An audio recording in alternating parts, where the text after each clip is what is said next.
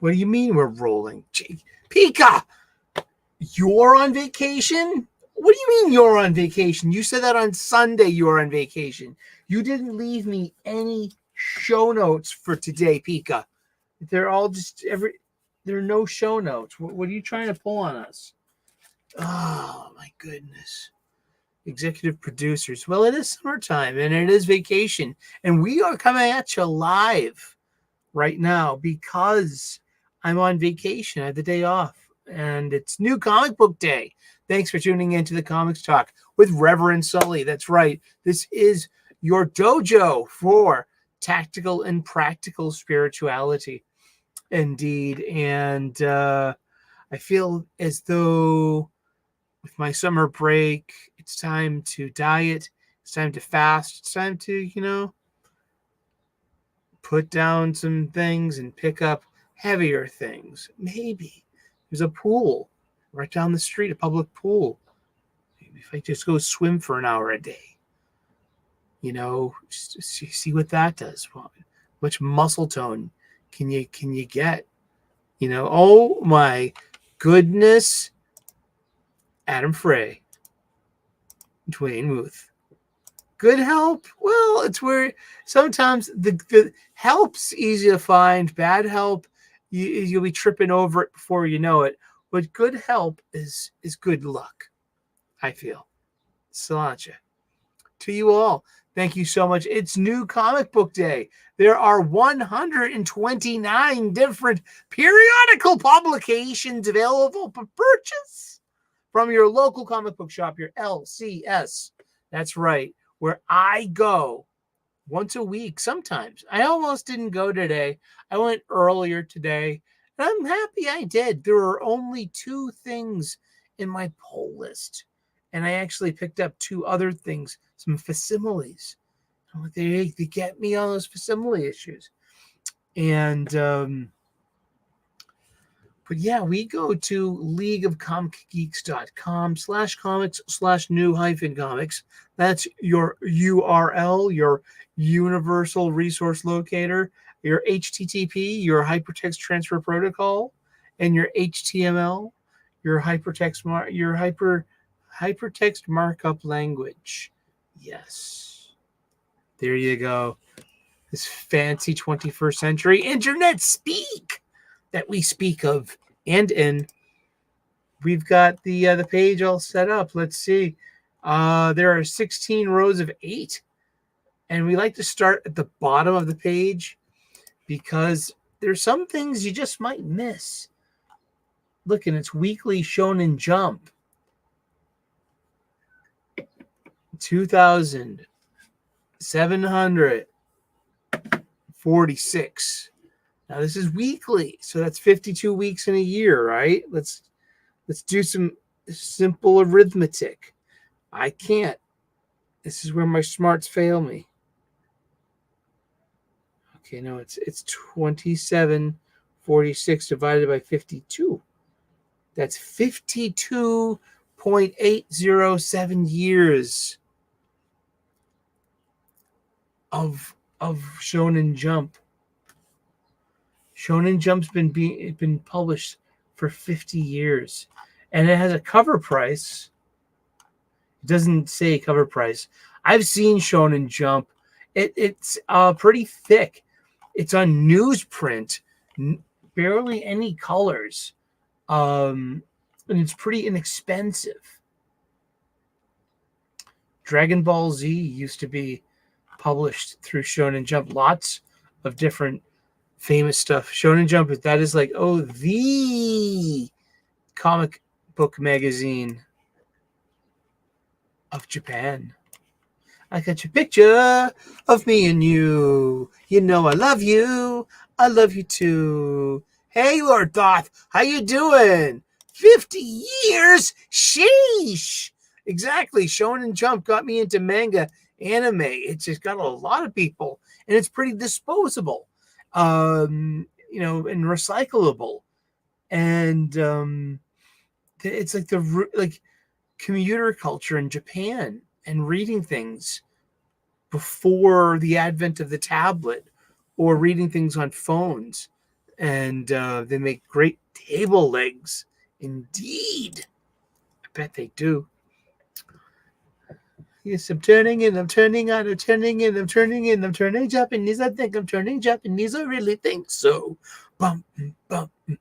No sex, no drugs, no wine, no women, no fun, no sin, no you know whether it's dark. Everyone around me is a total stranger. Everyone avoids me like a cyclone ranger. Everyone. That's why I'm turning Japanese. I think I'm turning Japanese. I really think so. That's right. Spy Family, 98.1. It's got all this different stuff. Spy Family is one of those often suggested things from the mangaka that are in my life, and maybe yours. And it's good to see everyone. Thank you so much for tuning in. Yeah, we're live right now. We're usually on Wednesdays. We do a pre-recorded show. I usually do that first thing on a Sunday morning, and then do the Sunday live stream a lot later in the afternoon. Well, because I get things done like chores, laundry, and clean my apartment and stuff, and and that's called a productive day. You can get your content done and your chores. You fold your laundry, you hung them up, you put them all in the drawers, in your dresser drawer, you put them away. I mean, that goes a long way. I mean, yeah, grow the fuck up. Do your laundry right. Shit. And make your bed. Let's see. What else? I like starting at the bottom of the list because you never know what you're going to miss. Like Elvira meets H.P. Lovecraft, number 4. And this is cover E. It's from Dynamite. And they make their money in cheeky cheesecake covers, I believe.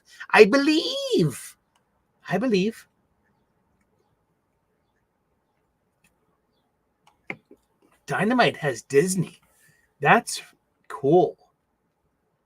Like Disney Hercules. That's really cool. It's interesting to see like who's got what properties, huh? Like Dick Tracy's new again. Like someone's got that from King Features, and Flash Gordon, and that's another one, like what, Chicago Tribune Syndicate or some other name at this point.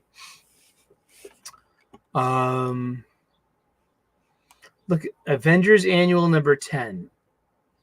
All right, that's Rogue. Okay, we see her again over here. 2 more. Avengers Annual number 10. All right, this is a facsimile. There's another facsimile. I'm looking at 5 facsimiles of Avengers 10. Okay, here is Avengers 10 proper. We're going to get to that because I bought that today. I've been meaning to get that. There's a story behind there. And every picture tells a story, don't it? And what's a story donut? What is a story donut? What is it filled with?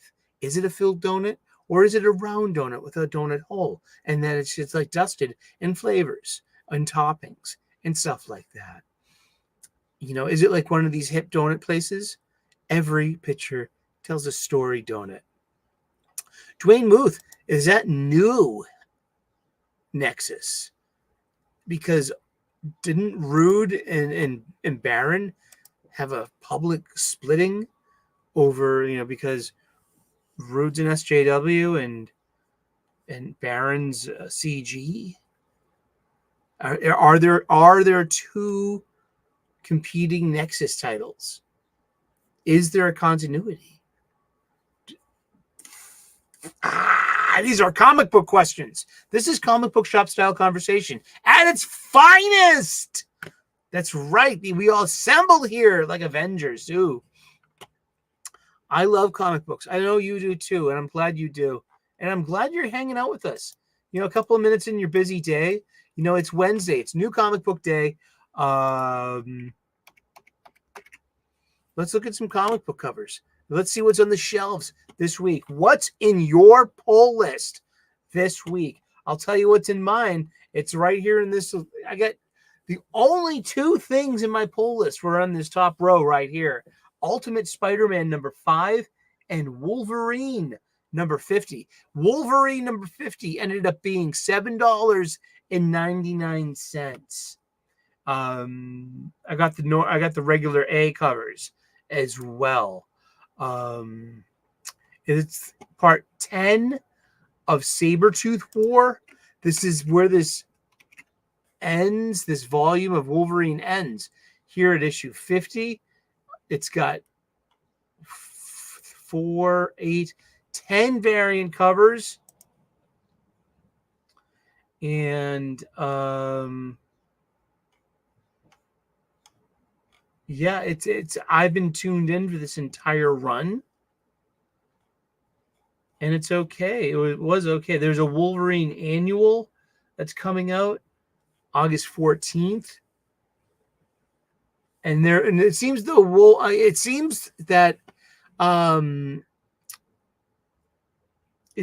that Marvel is doing one of those classic annuals crossovers, which is pretty cool. You can, hey Al, good to see you. Welcome. It's welcome to New Comic Book Day, Al. What are you getting? Well, yeah, I got all 10 issues of Sabretooth War. I haven't read 10 yet, so I can't give you, tune in on Sunday for our review of The End of Wolverine by Ben Percy. Remember, this is Fall of the House of X. This is not even Fall of the House. This is Fall of X, which preceded Fall of the House of X. So it's like we've seen Wolverine gets better from whatever happens to him here. We know this, and we should always know that because of the continuing story. Something with New Ground. Wow, we've got 6, 8 variant covers for. I like the black costume here. That's really cool. I can be suckered on a variant cover. $4.99 for 28 pages, it says, so this is, about 20 pages of story and art. And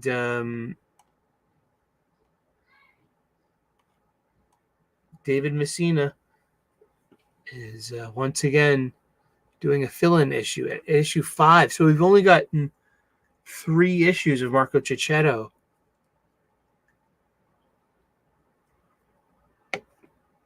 They've already gone to their, relief pitcher.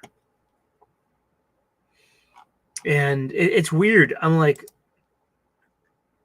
I feel as though I'm seeing through. What's up, Bone? Good to see you, buddy. Thank you.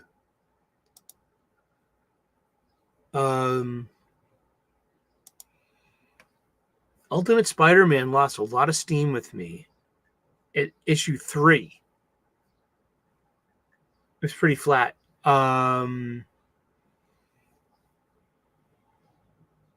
Ultimate X-Men has been... I'm so kind of done with it in a way. Ultimate Black Panther has been the most fun. And I'm not buying that one. And the Ultimates is coming up like next week, I think. Are you ready?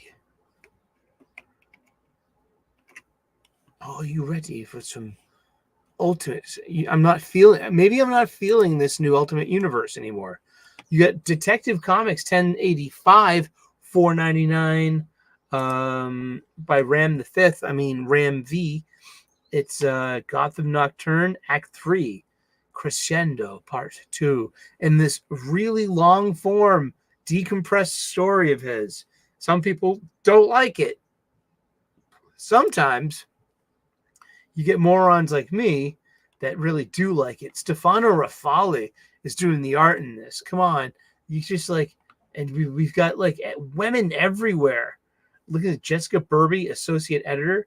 Ben Mears is the editor, and Katie Kubert is the group editor. We always talk about this every week because we've heard that Ben Abernathy stepped aside as the Bat group editor, and Katie Kubert is now the group editor.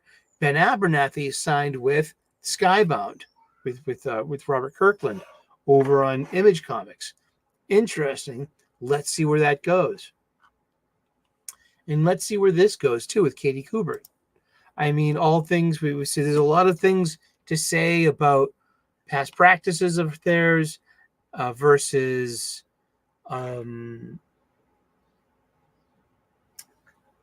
like satisfaction with old fans. Like Katie Kubert kind of represents a lot of those, what we would consider bad comics. Ultimate What If is a great idea. Yes. Why not? That would be fun. You know, and don't do any 2-issue shit where it's all 1 issue contained stories. That would be fun. Ultimate What If. Because remember, did you read Ultimate Team Up? That was before Ultimate Spider-Man. But it was Ultimate Spider-Man though. And it was like get to know your Ultimate Universe kind of primer thing. And they were both coming out about 2000. Loved Ultimate Spider-Man. I love that original Ultimate Team Up. Something like that. Yes, please. We have Green Arrow number 12 by Joshua Williamson, of whom is doing a lot of work lately. Good for him. Good for you, man. We got Phil Hester's on art, Eric Gasper's on art, Sean Isaac's on art too. And look at the top of this cover here. That's the proper trade dress to a DC event comic. Like Infinite Crisis did this. Final Crisis did this. I love it when the trade dress does that. And look, we got Donna's EC still. He's got a Green Arrow icon. So that's like, he's unique to his own universe, such as like the Flash. Look at the Flash cover itself, And who's the editor of this book? Who's editing Green Arrow? Paul Kaminsky, Chris Rosa. And look, there's only 2 variant covers. One for AAPI month. That's Asian American Pacific Islanders month. And hi, AL. And this is your Annie Wu Red Canary variant cover. And it's interesting that we've associated. Is it icon? Is red and yellow, red and gold, an iconic color combination for Asian people?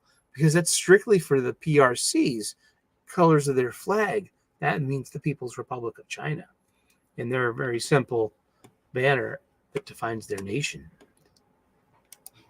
Haha. I loved What If too. Yeah, it's a great series.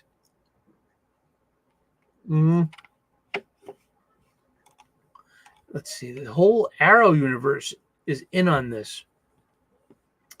You got Speedy, Mia Dearden, Red Arrow, Roy Harper, Green Arrow, Connor Hawke. Is it Cheshire Cat? Leanne Harper. That's the daughter of Roy Harper in Cheshire, the assassin. Red Arrow, Amiko Queen. So there are 2 Red Arrows. 2 Reds Arrow? No, 2 Red Arrows. There's a Red Canary. And there's Arsenal. Okay. So the cameo construct. That's what it says there. You see that? Okay. Arrowette, Sissy King Jones, and Oliver Queen, Malcolm Merlin, and Joshua Williamson has been doing a decent job. This was supposed to be 6 issues, and they got to stay, and that's good. Avengers Twilight number 6. The end has come. A horrific bomb has been dropped, and its fallout cannot be contained. Avengers and Defenders rise up to save the world, but death stalks them all. This sense-shattering series concludes here in an epic you'll have to see to believe. $4.99, 40 pages, beautiful Alex Ross cover art. Damn. You got 5 variant covers. Really nice Declan Shelby variant. Nice stuff. Lionel Francis Yu. That's great. And this is the last issue. Yeah. Hope you've enjoyed it. I hope it can land. Zdarsky's notorious for telling decent stories, but iffy on landing them. Oh my goodness! What a pig! Thank you. Sorry. I'm a little excitable. I'm on vacation. And so is Pika. Rise of the Powers of 10. Issue 5 of 5. We have 9 variant covers. I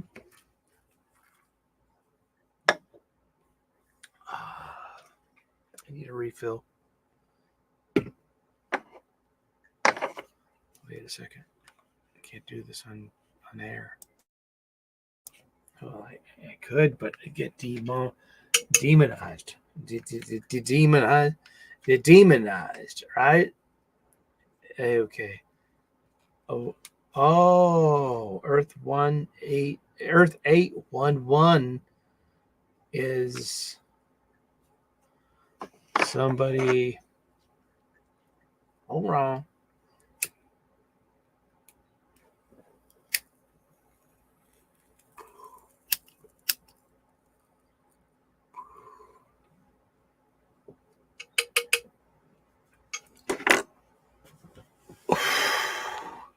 Happy 420, kids. That's right. We're on vacation. Moira X, a.k.a. Moira Kinross. And it says, Moira's first life. So that means Moira 4 hasn't happened. Moira 5 hasn't happened. Maybe she doesn't have all that accumulated Moira knowledge. That was one of the things. One of the parts of her power was she would wake up at birth or maybe even pre-birth. I mean, like, she's got this whole Alia, Saint Alia of the Knife thing, you know. That's a Dune reference. Of full consciousness and history. So, you know, she took one life to learn how to be an assassin and a mercenary. And those skills went with her and all of her following lives. Rasputin the Fourth. I love this character. Moira 7.1. So, I didn't know that. See, I get to know more about Rasputin. So Rasputin is a clone of Moira with all of those powers grafted onto her by Sinister. Yeah. So Ascani, Rachel Summers, Earth 811. So is that the designation for... Yeah, but it's a thing. You know, I'm grateful to have a day. St. Patty's Day, St. Patrick's Day. I'm grateful to have a day. You know.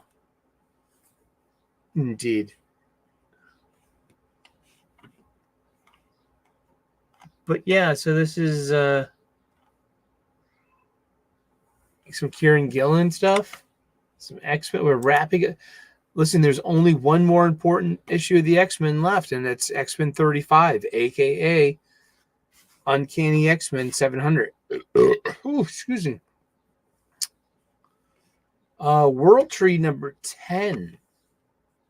That's by James Tynion the Fourth on his Tiny Onion imprint. And this is...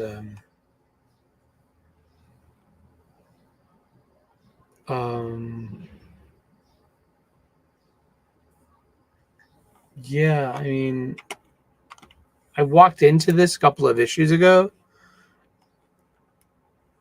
and I'm happy to read anything new and free. I'm not really paying attention to it. It's pretty horrific, so it's over the top kind of violence and stuff.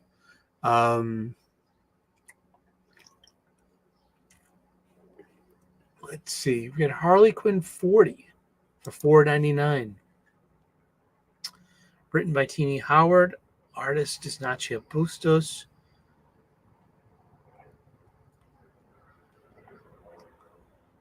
And it's got a backup issue. And she's like living her best life, I think. She gets to be a professor by day and an anti-heroine at night. Hey, DJ Ronnie. Hello. Good to see you. Power Girl. This is the magazine that got me to stop buying House of Brainiac. I'm like, what's the use? You know, nice cover.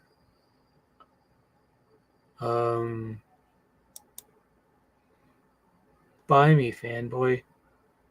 It's nice. Hey, it's Yannick Paquette. With respect to the B12. I don't get it. Do you? Let me know in the comments section if you do. Or in the chat. This is that's the A cover. You know, I love Power Girl. Tony Daniel. Good to see him getting gigs. That's a nice cover. I like that. David is just like, you know, as much as I, you know, the new outfit, it's not really too much of a variant away from the old outfit. You know, I like that cover. That's cute. Yeah. So Power Girl usually has good covers. We only have 2. And yeah, the last issue was such a stinker that and then I got the Joshua Williams, the mostly written by Joshua Williamson, but you know, it was an anthology, that the House of Brainiac tie-in #1. That was like, I'm off the sauce. Exactly. Bring back the original costume every time. She's just a nice girl from Earth 2, trapped on in this post-crisis place. You know, Spider-Boy #7. I was talking about this book last week on Wes's show, part of a panel. Yeah, 3 covers, 3 variant covers. And I even said, like, I think right now it's pretty much the best and most entertaining Spider title in the Spider family of titles. Nick Lowe is the cover. Yeah, Nick Lowe, Ellie Pyle, Mr. Daniel. Who is Mr. Daniel? Who are you, Mr. Daniel? We're on to you. You have no picture. You have, Spider-Man Unlimited and run exclusives, Marvel Voices and Deadpool #3. Oh, who are you? You haunt me, Mr. Daniel. You haunt me. Who are you?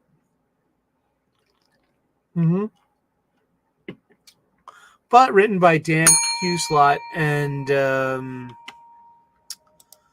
that's a good. Pika Shade's video on the Reign of Superman just got through the copyright checkpoint. That's good. And I love those crisis stories. And I should take some time out and watch those animated ones. I love Crisis on Infinite Earths. But okay, back to this one. It's okay. Pretty nice Humberto Ramos cover. And I love Humberto Ramos. It's a little slap happy-ish because it is. Oh, turkey's done. It is about, your protagonist is a kid, like a 12-year-old kid. And the thing is, it's like Bailey Briggs has been erased from time and memory. kind of, like, and why and how. I still haven't like really figured. I don't think that's been, something about some kind of web of time and life and stuff. I have no idea. It's some like deep level fucking Spidey canon that I'm not tuned into, but it's like recent enough. But so Bailey Briggs just shows up and he's like, "Don't you remember me, Peter? I'm your sidekick. I've been your sidekick for years." And just like, but nobody remembers Bailey Briggs or Spider-Boy. And it's like he's not on an alternate Earth. He's on his Earth. It's just that he was erased from the timeline and got out of whatever trap he was in. And it's interesting. And because, and I stated it like this, like his Maslow's hierarchy of needs is not being met. And he's got superpowers. It would be very interesting for him to use his powers for selfish reasons. With great power comes great responsibility. Needs lower down in the hierarchy must be satisfied before individuals can attend to needs higher up. From the bottom of the hierarchy, it's in a pyramid, okay? The needs are psychological, safety, love and belonging, esteem, and self-actualization. This is the hierarchy of needs. So Bailey Briggs is homeless in this cartoon world. He's an unhoused orphan. And it's not great, but it's more of like, but Dan Slott can write good Spider-Man stuff. He's been doing it for the better part of 2 decades. And it's because it's like, we were a chorus of a cacophony of caterwauling when it comes to Zeb Wells.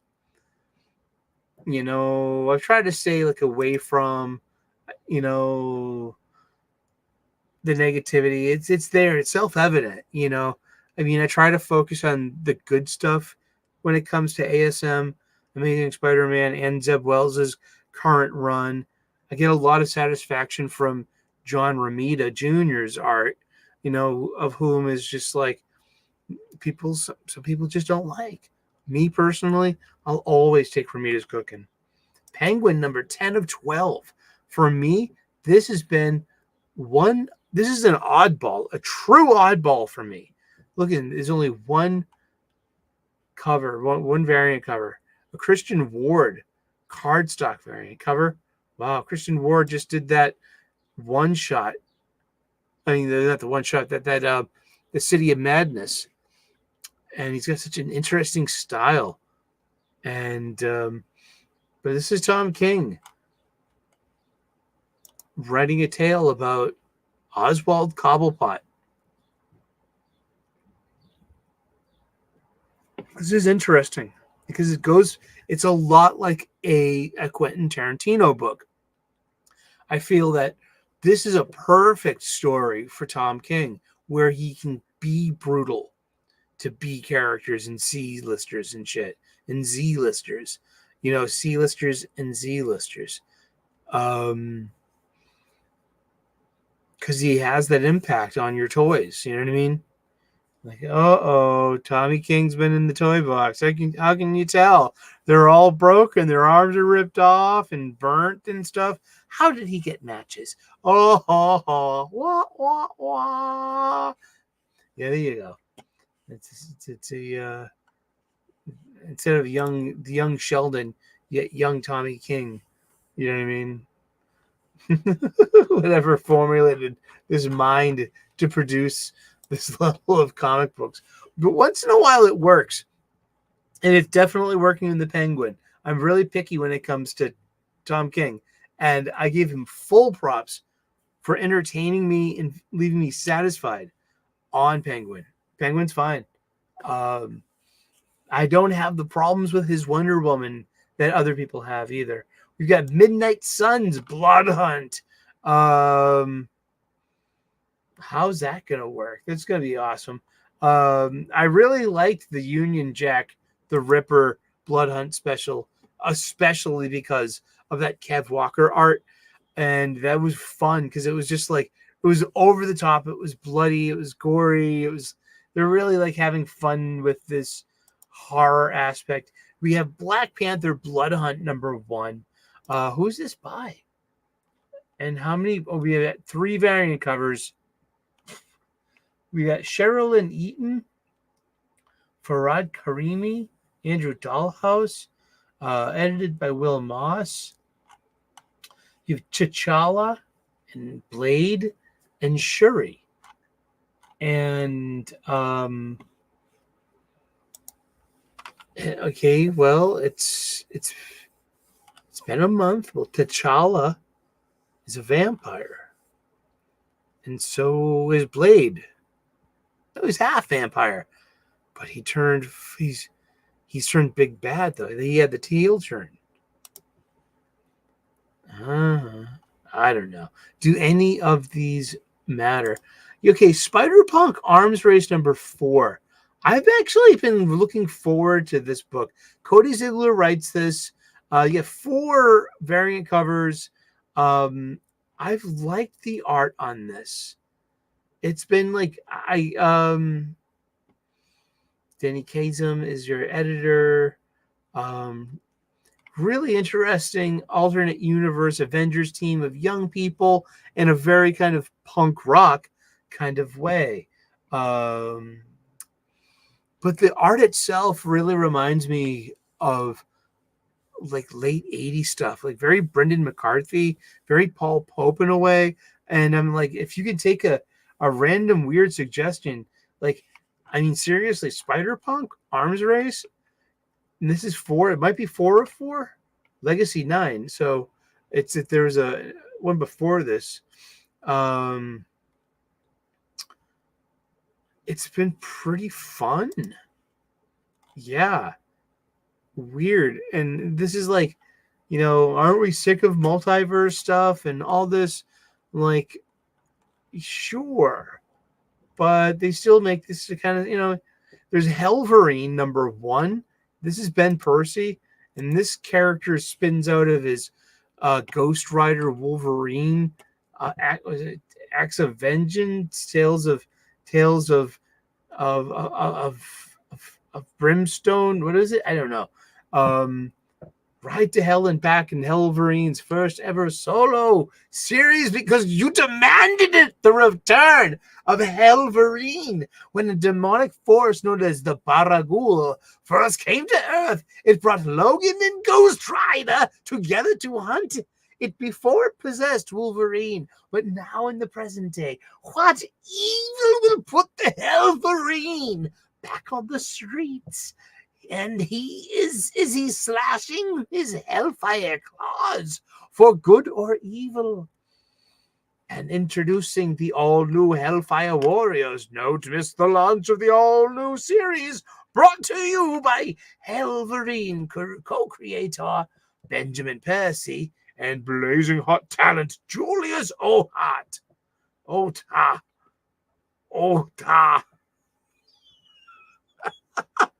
That's why it's fun to have a YouTube show. You can like really get into doing some DJ voices and shit. I mean, I should have been a morning DJ driving, DJ of the 70s and 80s and 90s. That would have been 90. That would have been nice, yes. Cheers.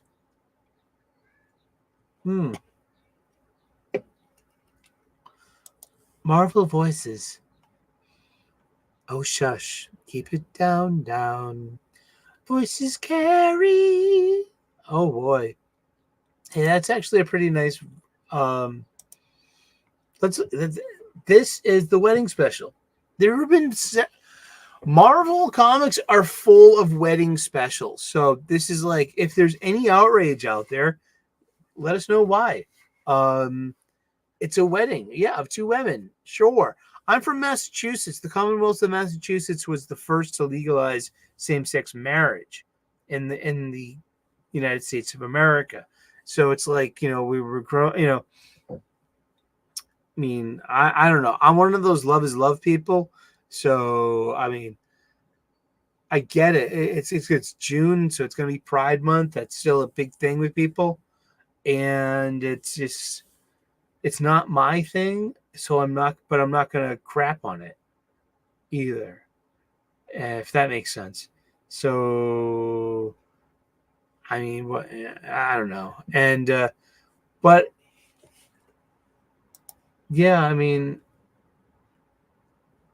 and there's also a B story. Who is that? Who is that supposed to be? Is it supposed to be? Is that Moondragon and Captain Marvel? Come on, guys, help me out here, dude. That's Moondragon, and that's Carol Danvers, and that that new jacket of hers. Just take a second for your eyes to unfocus and check this out. Is this the next plot turn? Is Carol Danvers leaving Rhodey for Moondragon? Who is Moondragon? What's her power set? Uh-oh, here it is. Marvel Voices Pride, the wedding. This is the Russell Dodderman variant cover that shows that's like, here we go. Hercules, hanging out with little, Twinkie Bobby Drake. And then there's like Black Cat. And then there's like Gwenpool. I'm actually literally identifying all the people on this cover that I can identify. Loki and America Chavez. It's just Pride Month, so it's like, it just. But this one's supposed to look like the Amazing Spider-Man wedding special issue. I like that. That's a pastiche. That's an homage cover, one could say. So sure, I mean, Destiny. I was reading Avengers Annual number 10 earlier today, and it's I think it's one of the first modern things of like Mystique and Destiny. It was written by Chris Claremont, art by Michael Golden. We'll go into that on Sunday, but it's more of like, yeah, I mean, I think, was there gay coding in 1981? The first thing that Raven says to Irene says, my beloved friend, we are reunited after all these years. I know.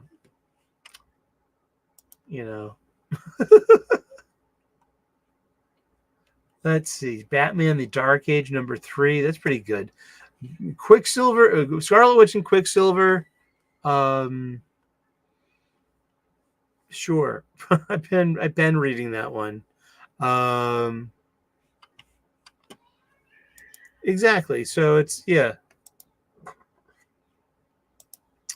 That's more. A person is more than, more than that. More than just, yeah. I get it. This is the age of like normalization. I don't think, I think they want to get rid of the closet. That's a noble goal. And it could be mission accomplished at this point. What do you think?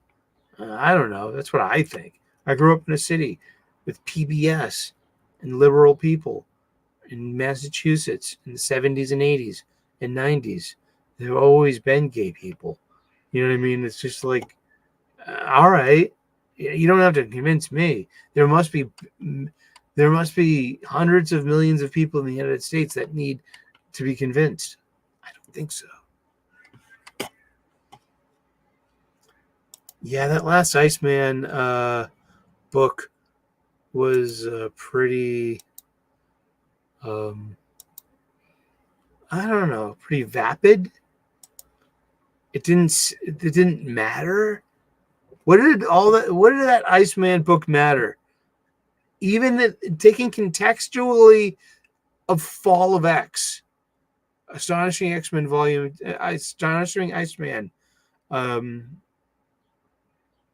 was it by Tony Orlando? Yeah, I just, oh, awesome. It's Raining Superman over at Pika Shades. Let's see. But also, it's like the DC Pride issue. It's the award-winning DC Pride anthology is back with all new stories for 2024. It's $9.99, 104 pages. It's perfect bound. That means it's got a different spine, and it's a Babstar variant cover, and it's a Harley and Ivy. It's a boys and girls. It's girls and girls. You know what I mean? And oh, look, everyone's at the beach. Who we got here? We've got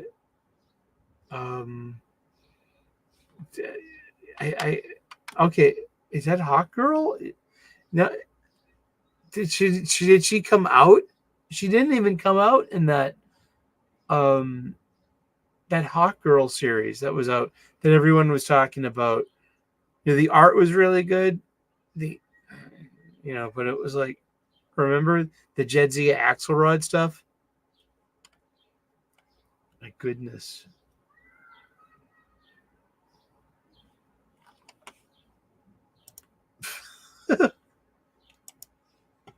Well, have fun.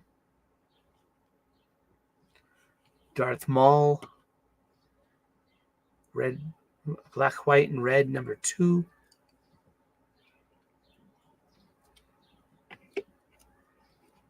Here's one that was fun. I read this one. Grommets, number 1.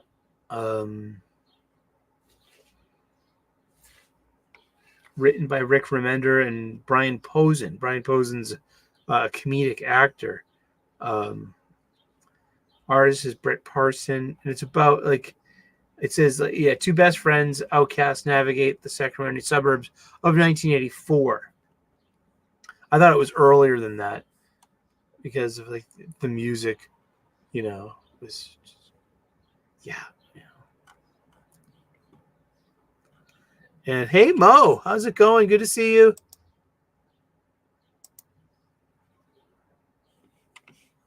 But yeah, grommets. It's about skateboarders. Maybe someone inspired by someone called McSqueeb. McSqueeb grew up to have this flop top that came down over his eyes. And he grew up to be someone you might know as Tony Hawk. Yeah. I've spent so much time playing Tony Hawk Pro Skater. What else we got? Night Thrasher, number 4. Here we go. Do you see what I see? Oh, it's the first appearance of Rogue. Okay. I have a weakness for the Columbia 10-speed Formula 10 racer bike contest ad. This was the summer and fall of 1981. Comic books went from 50 cents to 60 cents in this time. I was 8 years old, going on 9 years old in November, because I'm Scorpio. And I bought lots of these comic books. This comic book itself, its cover price was $6.99. They had a foil one. I would have got the foil one. I still might. if I can find that at another shop. Michael Golden, the legendary Marvel artist, will be at one of the 2 cons I'm going to this summer. I'm going to have him sign this. This is just to adorn my spinner rack among all the others of the Win a Columbia 10-speed racer, Formula 10 details inside. For 4 months in 1981, from like September, October, November, December. Maybe it was October, November, December, and January 82.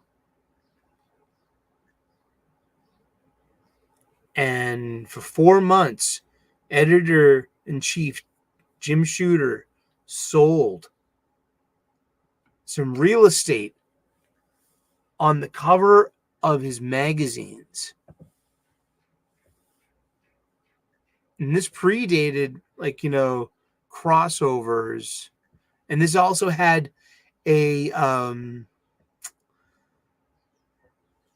it was ubiquitous. It was everywhere. I mean, and it went for 4 months, because 3 out of the 4 months you saw the Formula 10 speed racer. The odd month, the 1 out of 4 months, the other one was it's for NBC Saturday morning cartoons, Spider-Man and His Amazing Friends, premiering this September.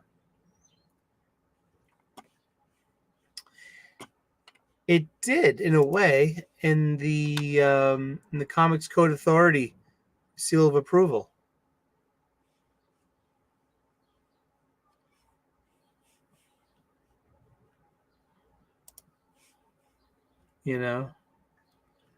And this has a lot of going on. So this was a facsimile issue I bought for $6.99, and I've been wanting to pick this up. I knew that Yule Carter had a copy. I wanted to see what it street value was. I wanted to buy it off of them. It didn't happen, and because we're both stoners, so it's just like we just talking IMs and like instant messengers and shit. Be like, hey man, you got Avengers Annual number 10, man? You think I saw you like showing that off on your show a couple of months ago, man? Yeah, man, I got that, man. Let me check that out. I was like, hey man, I was looking in my Overstreet, so it's like I just want a reader copy, man. And just like sometimes it don't happen, sometimes it do. But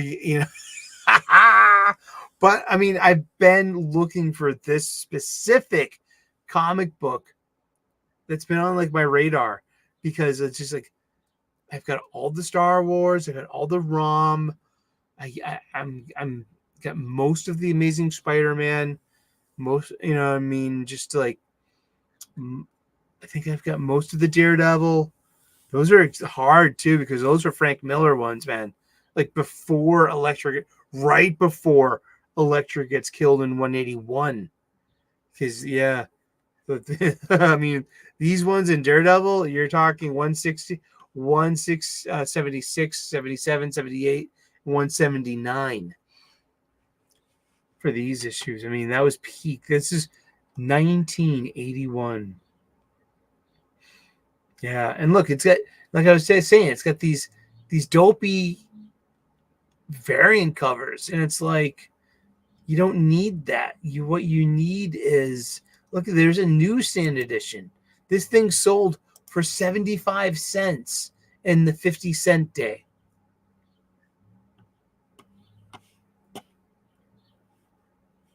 Great coloring. Love that. Wish I got this one. That would be great. And a lot happens in this book too, especially because it's like it sets us up for like a lifetime of Rogue.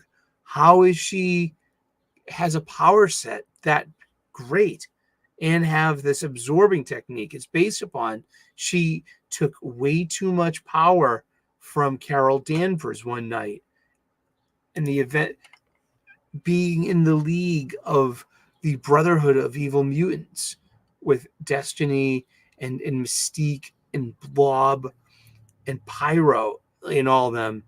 It's just like, this is a really good issue. If you want to take a chance on a comic book this week, Avengers Annual number 10 Facsimile, $7. And it's just like, I hope you like it. It's a $7 magazine. Wow. Seriously. What else is out there? There's IDW with Star Trek Celebrations number 1. It's their Pride issue. But this, like, those have always been, these colors have always been associated with like hitting the warp, and just, I get it.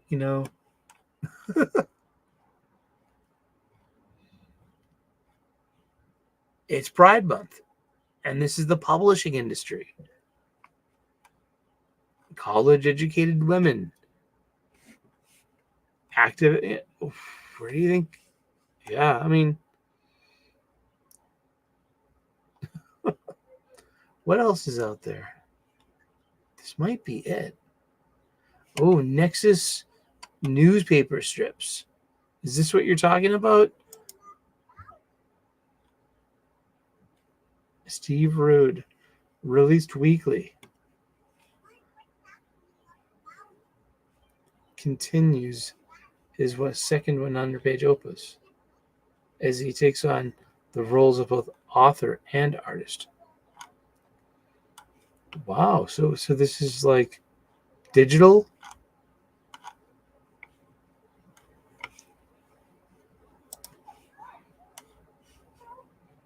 Indeed.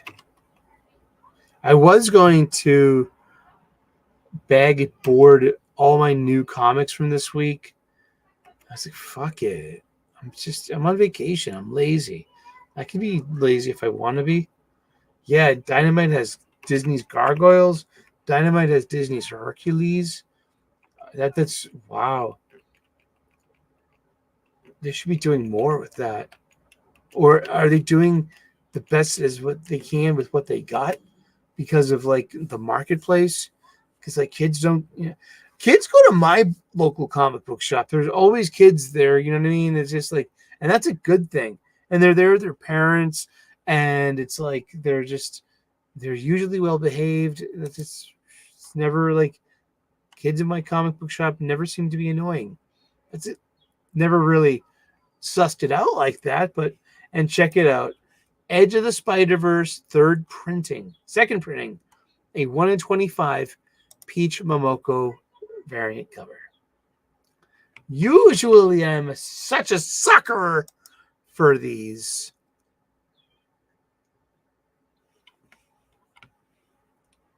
I will not be a sucker for that. There we go. That was New Comic Book Day. I'm looking forward to reading some funny books. I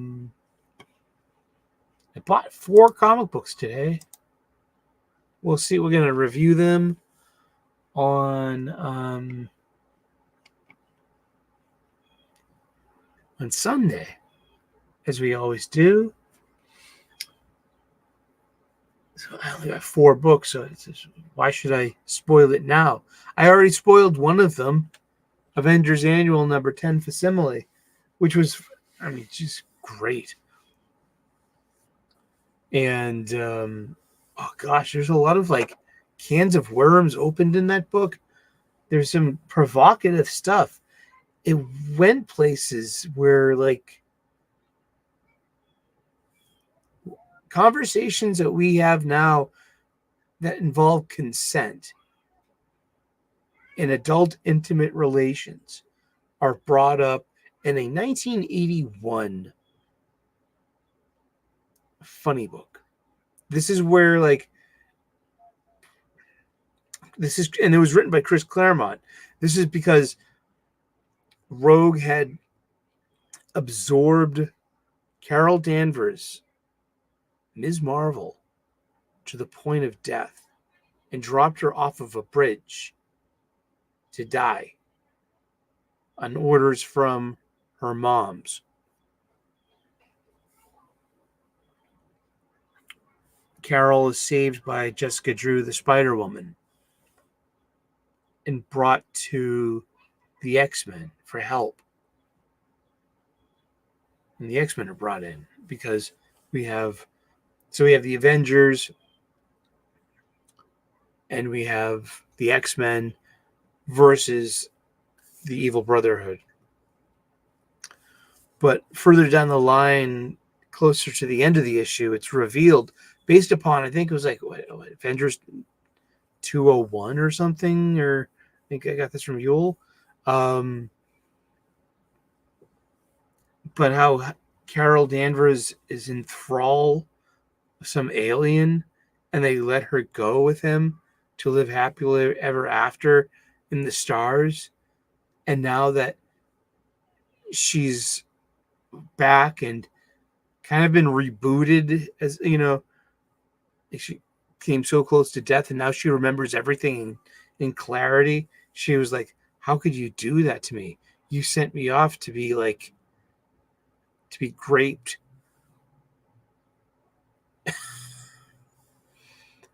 You know, and they were like, "Wait, we never thought of it like that." But she's like, "It doesn't matter what you think; it's what I experienced." But I was being controlled too, and just like, it's pretty heavy material. Avengers Annual number 10, written by Chris Claremont, art by Michael Golden, published in 1981, in like summer to fall 1981, to have had that trade dress with the Columbia bike ad. I love those books. So of course this had a place on my spinner rack, which I have to sometime in the next few weeks, I'm going to redo.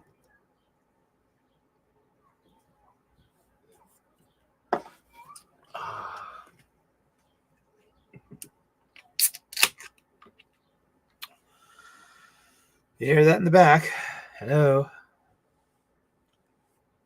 That's about it for the show. Is there anything else out there you want to? Oh, here we go. Now, I showed this on Sunday. This is my copy of Shane Davis's Inglorious Rex Volume 2. And I showed the cover, and I was like, there's no trade dress on it. And there's actually nothing inside to denote. But it was just like, it took me a day. I had to look at it. I couldn't find a maker's mark because we have Shane and Yanzi signed it in Sharpie. But it wasn't until I started seeing some of these wispy things coming off of the mouths of these vanquished kaiju. Some of it looks a little like tentacles. Some of it looks like language. And it was like, oh, this is Irene Strakalski's limited time variant cover, Rini. And I was like, oh, so I felt a little stupid being like, oh yeah, you specifically ordered the Rini cover, asshole. So when you unpacked it, you did an unboxing last week, and you're like, well, yeah, what came back? I know, huh?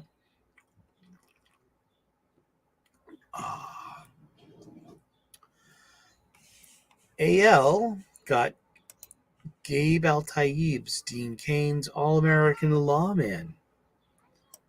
Were you pleased with it?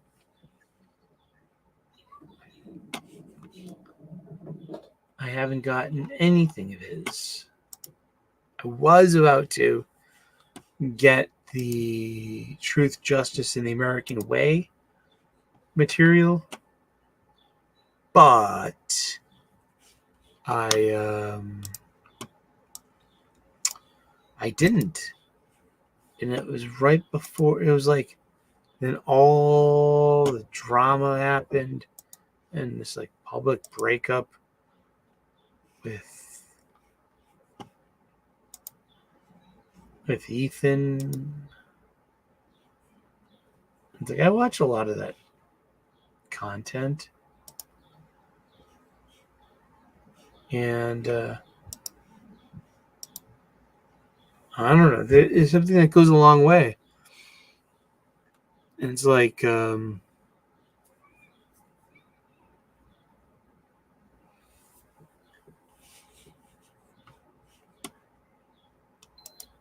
getting kind of geeky. Turkey's done. I will have to get a sandwich for supper. This much is true. Yeah.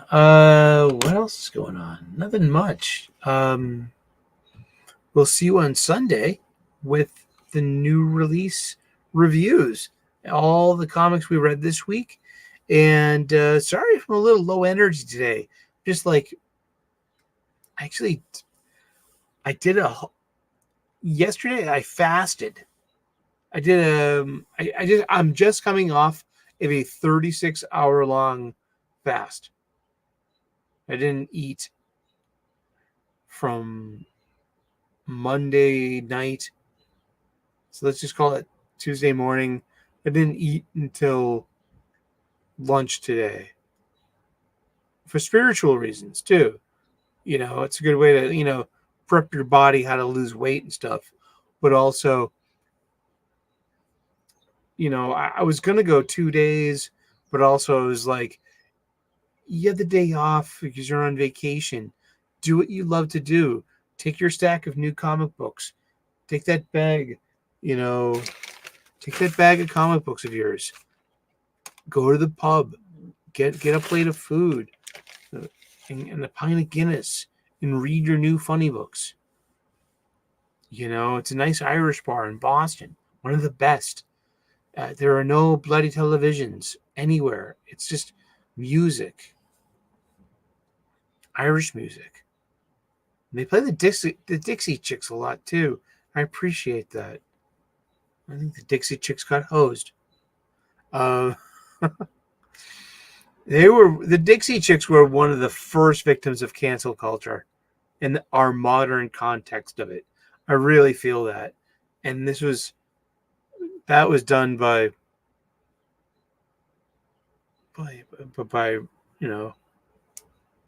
that was Bush conservatives, neocons, blah, blah, blah.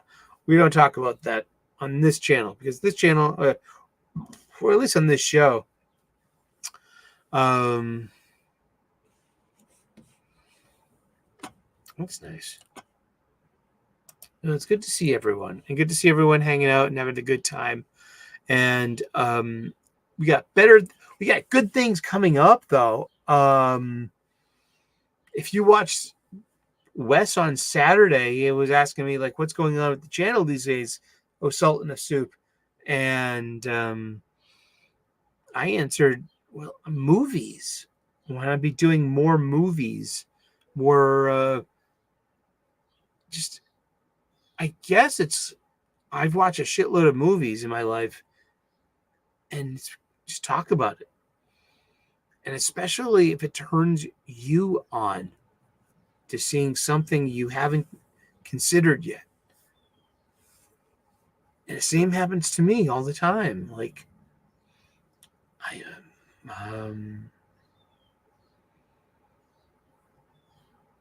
there's some like later Kurosawa films that I know nothing about that I should be tuned in on. There's a whole genre of Italian horror films I've never really gotten into. I've probably seen them, but it's just like to watch them, figure out theme and the time, the people you have, production values, the cameras used, film stock, distribution, I love movies. I really do. They're great stories. And there's a story behind every story, the production story. I'm also Giallo. That's what it's called. Thank you. And I do a series of horror movies every year on the show, the 31 Days of Halloween. 31 days in October, do a different horror movie and a review for every day.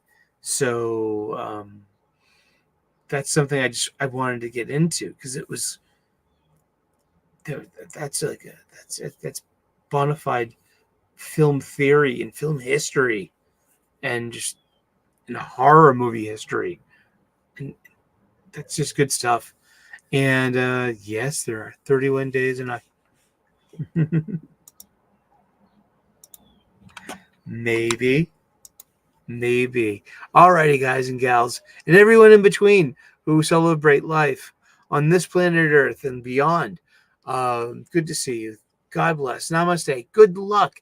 And we will see you on Sunday with the review show. Thank you so much for popping by today. Namaste. Bye-bye.